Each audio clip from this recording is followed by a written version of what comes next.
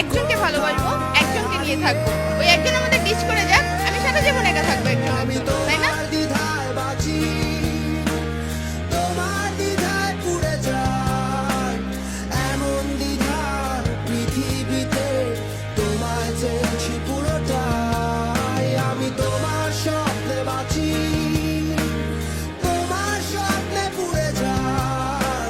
যদি কেউ ভালোবাসে, একতরফা ভালোবাসলো সেটাও আপনি ফিল করবেন।